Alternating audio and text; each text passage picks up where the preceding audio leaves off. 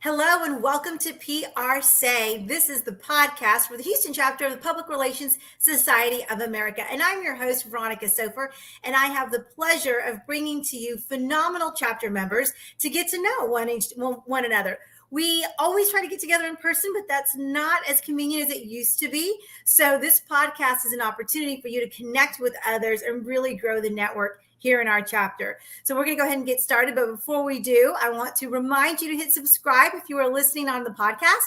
And if you're watching on YouTube or Facebook, make sure you drop some comments so that my guest and I can circle back and connect with you. So we'll go ahead and get started and bring on our awesome guest today, Ross Winkler joining us. Hello. Hey, Veronica, how are you? I'm fantastic. I'm so excited that we're going to be able to chat today. Yeah, I'm looking forward to it. Thanks so much for having me. Oh, you bet. So tell us a little bit about yourself and where you're working and kind of your journey into PR, because I know we all have a story. Sure, absolutely. We all do have a story. So I'm with Winkler Public Relations. My title over there is Director of Government Relations and Public Affairs. And Winkler PR is a family-owned, family-run firm. My parents started about 20 years ago. I joined Winkler PR almost 8 years ago now. And it's funny, if you ask me, how'd you get into PR? And obviously most people think, hey, you grew up with it. You probably always knew you were going to join Winkler PR, right? Well, no. If you had asked me 10, 15 years ago if I was going to be a part of the family business, I would have said, no way, kind of doing my own thing. And I did for a little while, but eventually the opportunity came and really, I was kind of, my calling was coming back towards Houston and there was an opportunity to join Winkler PR. And I've loved every minute of it. I can't believe it's been 8 years already. And I've really kind of found my niche in that public affairs, stakeholder relations type role, which is one of the things that our company specializes in.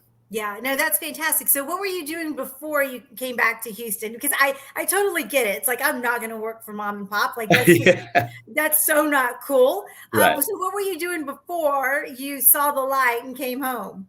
Sure. So I was actually working in the sports industry. I worked for a minor league baseball team doing corporate sales, but in minor league baseball and really sports in general, you kind of do everything, right? Yeah. And so that was my passion, and I went and did that for a little while. And really, that's kind of where I picked up a lot of things that I use now, and the sales tactics, just getting to talk to people every day. Really, that's how I picked up a lot of what we do now with our kind of communications and putting out fires, and we do a lot of crisis communications work. And so kind of that intertwined. You wouldn't think sports marketing, sports sales would do some of that, but really there's a lot of overlap that I found. And but you mentioned kind of working for parents, and that's not cool. Unfortunately, I have really cool parents, but even still, my eyes have seen the light for sure. Yeah, I love it. And I totally see the connection, right? Because we know that sales and just being open to listening to folks really helps us with our messaging as we're putting it all together and with strategy. So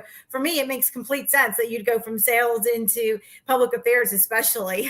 Absolutely. It's about needs assessing, right? It's about listening, as you said, and kind of understanding what it is that your client needs, or if for our sake, working with our client to talk with key stakeholders, understanding what it is that they need. So that way we can be, good, whether it's good corporate citizens or just, be able to be successful with our plans. And so that's kind of that listening, that needs assessing. It really is a big part of it. Yeah, no, it makes complete sense. And I'm always interested in talking to people in the government space or the public affairs space, just because there are so many different regulations and there are rules that don't necessarily apply to corporate America or to oil and gas or tech or anything else. So tell us a little bit about how you've really incorporated the way you do strategy into your space, because I know every space is a little bit different. Yeah, absolutely. And you're right. There's so many different, if you try to understand everything the government's doing, you'll go crazy, right? Yeah. And so it's definitely, you have to take kind of a focused approach and a very strategic approach. And for us, for our clients, we are a small firm. So most of our clients, are on the smaller side. We work with a lot of associations, a lot of organizations. And so we're able to kind of craft messages that directly, affect them, directly impact them. But the biggest thing, the way we're able to incorporate our strategy and our company's tagline is working relationships. For us, it's about building relationships. It's about being out in the community, meeting with those elected officials, those folks that may work in government, that we're able to meet with and just be able to kind of understand what it is, how they got into it. So that way we know where they came from, and that opens the doors for us to be able to talk about what it is that our clients are looking to accomplish. And really where we kind of understand that it's not an easy world that folks in government work in. They have so many different people that are knocking on the doors that have different needs and wants. And for us, it's about understanding that hey, we need to take a kind of an approach that really prioritizes who it is that we need to meet with and when. So that way we're not bugging folks that are in that world. And also, I know I've heard people talk about you have to meet them where they are. In this different world that obviously we're living in, whether you're talking about COVID or whether you're talking about obviously a highly politicized world that we're living in, it's about meeting people where they are and understanding the messages that need to be received and delivering them and crafting them in a way that makes sense for your audience. No, that makes complete sense. And I couldn't agree more.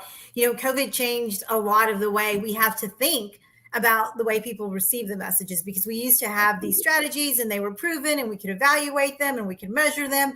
And then all of a sudden COVID came and disrupted the way we started receiving messages. And I know I've interviewed a few folks on here who have said, we didn't go back to the way things used to be. We've grown and we've changed. And so in your space, how did that look? Yeah, adaptation was real and it was fast. It's so, God bless you, first off.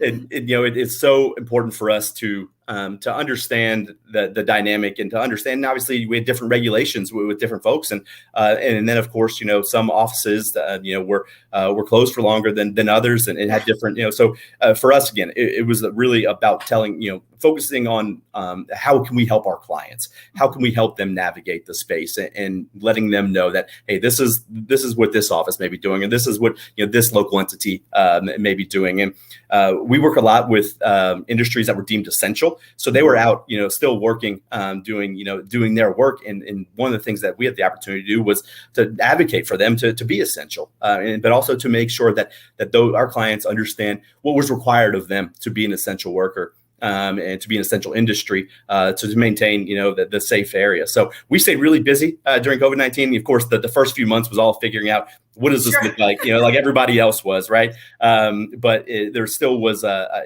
heightened level, of importance on some of the industries that we have the opportunity to work with. And so it was constantly navigating those different policies and talking to legislators, locally at the state level, at the federal level, and just trying to gain an understanding and relaying all that back to our clients, because that's what they rely on us to do, is to relay that information to them in a clear and concise manner. Well, I think it's fascinating. I've done a little bit of public affairs in my day. It's been a while, but certainly the idea that a firm can help an organization or an association or a small governmental entity really connect with lawmakers is important. And a lot of folks wouldn't think about that as they're coming into the profession. They think of us as writing press releases or former journalists. But the truth is, public affairs is a whole niche inside of our space that really requires, like you said, relationship building and the ability to communicate. So I'm so thankful that you've shared some of that insight, because I think it's really important for other people to understand.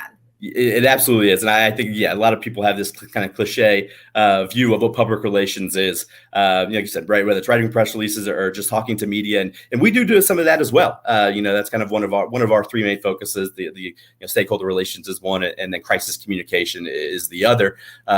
But public affairs is such a big deal, and creating those relationships. And even if you're a graphic design firm, you're doing whatever you're doing in public relations, there's still a need for public affairs. There's need for those relationships, because in the times like COVID, or times when we may be in an emergency situation and your client wants to help in your local community, you have those relationships with those lawmakers who can help get your client connected to do good things in your community. So there's really is a need for to be out there to meet your key stakeholders. And again, that's why we call it stakeholder relations, because it's such a broad view of who it is, but there's so many key stakeholders, and we like to open our clients' eyes to, hey, enlarge your view of who your stakeholders are, Right. because Right. they really are larger. It's the same, just like doing crisis affairs. You know, think about your crises that you may think are good possible, and then think beyond that too. To think those crises that you really can expect, but have to prepare for anyways. Mm-hmm. No, I think that's exactly right. So if you were giving advice to any new PR professional coming up, what would you tell them? Network, get out there and meet people, and it's not just from the stakeholder, but also in PRSay, in other associations that you engage with. Get out and meet people, and that was one thing that I tried to do my first years really with Winkler PR, and I was fortunate to have someone, a couple people who were taking me around to meet these folks. But just creating that network of people, you'll never know when you're going to need them. And I think COVID-19 showed a lot of that, and just relying on people, having mentors, get out there and expose yourself and become vulnerable too. Say, hey, I don't admit you don't know what you don't know, Right. and you become a sponge and you learn so much. So I think that's what PRSay is incredible for obviously for our industry, but for those who are in other industries too. Find the associations similar and get engaged, get involved, and we see that from representing associations that they can be such huge benefits for people beginning their careers. That's great advice. That's absolutely great advice, Ross. Okay, how can people connect with you? If someone's looking for a mentor or they're interested in the public affairs space, how can they reach you? Sure. Well, I'm looking for mentors too. So reach out if you can be my mentor. But you can find me on LinkedIn for sure. If you want to see some takes about Houston sports and the occasional Auburn sports take, you can find me on Twitter. But that's that. And then Facebook is usually just pictures of my 2-year-old son. So if you want to see that, but LinkedIn's the best way professionally for sure. And hopefully, again, as we begin to open up more, be getting at PRSay events. Hopefully, I'll be able to attend more of those and connect with you there as well. Awesome. Well, I'm definitely looking forward to connecting with you, Ross, because I want to see those pictures of the 2-year-old. Yeah, that's what most people want to see too. That's usually the first question I get is like, "Hey, how's your baby doing?" So it's incredibly rewarding. Yeah, but people don't generally ask me, "How's the 18-year-old and the 15-year-old?" They don't particularly care anymore. So I get it. There you go. Awesome. Well, thank you so much for joining us on PRSay. Great. Thanks for having me, Veronica. I appreciate it. Absolutely. All right, guys, that wraps up this episode of PRSay. Again, so thrilled to be your host.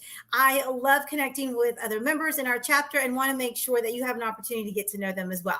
So we're going to go ahead and wrap up this episode. And if you are listening on the podcast, make sure you hit subscribe. We don't want you to miss any episodes. And if you're watching on Facebook or YouTube, drop us some comments and my guest and I will go back. Make sure you connect with Ross because I'm sure he wants to share all his LinkedIn information with you. And then, of course, pictures of his 2-year-old.